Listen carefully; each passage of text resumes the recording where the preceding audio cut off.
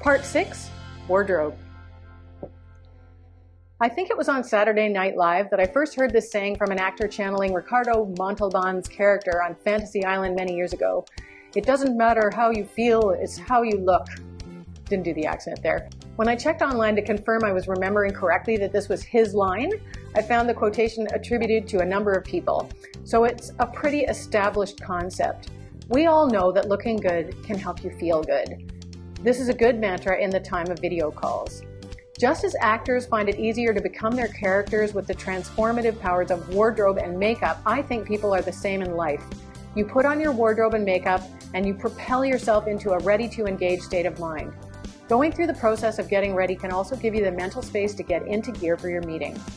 Ultimately, if you want to feel confident about your appearance, and as you don't have the excuse that you had to run through the rain to get to your at-home meeting, well, you have no excuse.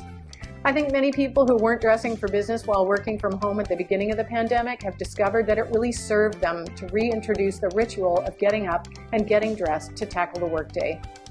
Obviously, wardrobe is a personal thing, so you're going to dress as who you are. But there are guidelines you might consider to help you show up well. As in the office in real life, people will notice what you wear, so you can't go wrong looking as if you respect yourself and respect your fellow meeting attendees. As with the background you choose, you want to dress intentionally. I hear stories of executives showing up on calls in hoodies. I don't know what they're thinking, but in some cases at least it's being noticed and not in a good way. I have a set of wardrobe guidelines I send to clients before every corporate portrait shoot, and I've written blog posts that touch on this topic. I think some of the same guidelines apply for video calls with maybe a little more leeway, as in this case you're not being frozen in time for an image you have to love for the next 2 years unless you're being recorded. Another difference is that there's no need to dress non-seasonally. You can dress as you would to go to work in the season that it is. Although I guess again, if you're being recorded and you're the star of the show, maybe you do want to dress somewhat non-seasonally so you look right at any time the recording is viewed. Remember that meeting in video and in person is not the same. In person, you are part of a wide picture which includes your whole self and everything on you and around you, whereas in a video call, the viewer can't see anything except what you put in the frame, generally your head and shoulders, so your opportunity to make an impression is more limited, but it's also simpler. Whatever you wear, it should reflect your personal brand. You should look well put together, you should be comfortable, and you should wear something that makes you feel confident, so wear what makes you look and feel good. Dress your part, whatever that is, based on what's appropriate for your business.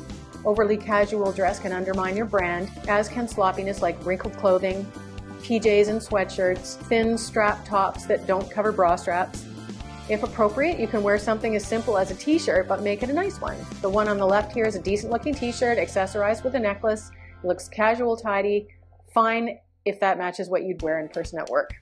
Cardigans almost never look really professional. They rarely look good in business portraits, so unless it's a particularly nice or structured one, I suggest avoiding cardigans.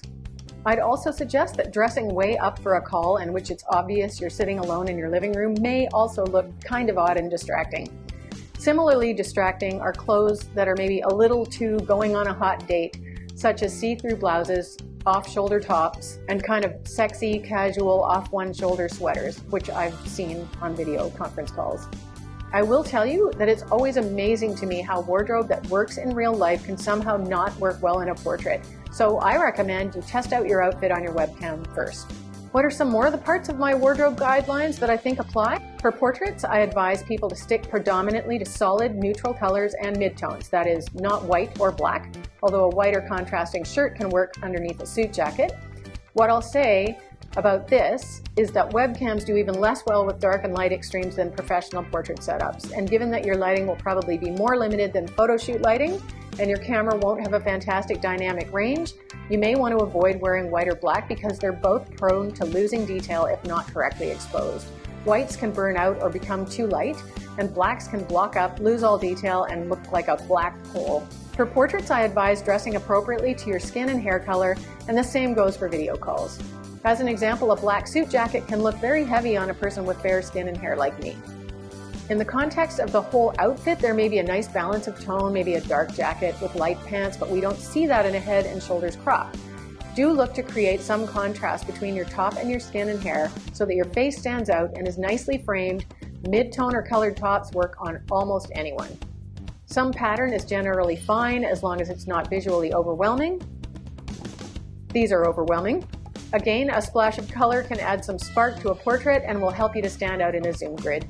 Adding a scarf, but not a bulky one, or an accessory like jewelry to a simple top is an easy way to dress it up so that you look that much more well put together.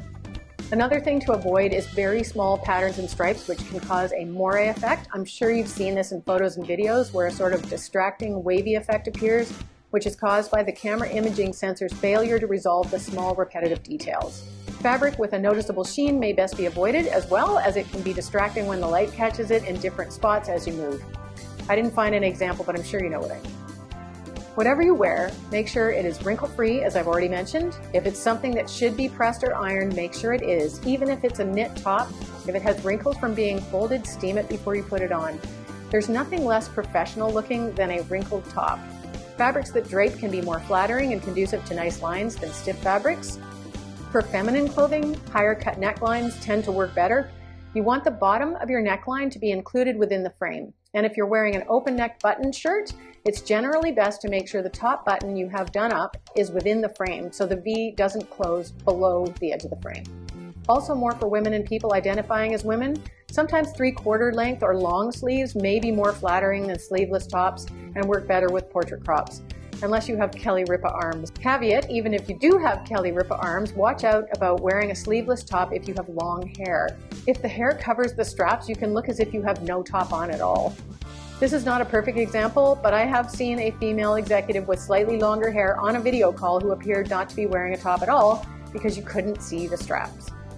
Whatever you wear, it should look good on you, as I said, so flattering lines and shape, not like this, and fit you properly and comfortably, not too tight or loose. Remember, some clothing that works in real life may not work well on camera when you are only seeing part of the top. For example, loose, baggy clothing or bulky tops and scarves, which can be offset by sleek, skinny pants in real life, but in your video portrait, we only see the baggy part. Your lighting can also affect the look of your wardrobe and can, for example, make a very loose-fitting top like a linen one look more baggy and wrinkly on video or in a photo than it looks out in the world where you can move around and the fabric moves with you. If you wear a jacket, make sure you can comfortably do up the top button. For portraits, I say this so we can make a nice V to frame the face and so that the fabric sits flat. This is probably less critical with a conference call, maybe just leave jackets unbuttoned if they're a bit tight. For portraits, I advise avoiding clothing styles that are likely to date quickly because those images have to last, but that's not a concern with video calls unless your video call is being recorded for playback in the future. Of course, as I keep saying, remember you still want people's attention to be more on your face than on your clothes, so maybe just don't wear unusually eye-catching clothes. Again, this is the most important thing. The focus should be on you and what you're saying, so dress accordingly to avoid distracting your viewers. This includes wearing more understated jewelry, unless you are a jeweler. Big dangly earrings, for example, can really draw attention away from your face and what you are saying. Finally, keep in mind what your wardrobe will look like against your background. Since you know what your background is going to be, you can select wardrobe that will look good against your background, or at least not bad. So if, for example, you have a slightly busy background, you might wear a plain top. If you have a plainer background, you can get away with more pattern in your clothing. If you have a light wall, you may want to wear something a little darker so there's strong visual separation between you and your background. Not like this. You can even have a Zoom uniform or two. I have a few outfits on standby for corporate shoots and a few for industrial shoots, and now for video calls as well. Particularly if your meetings are with different people, not always the same person or group, you can get away with very few options because who will know?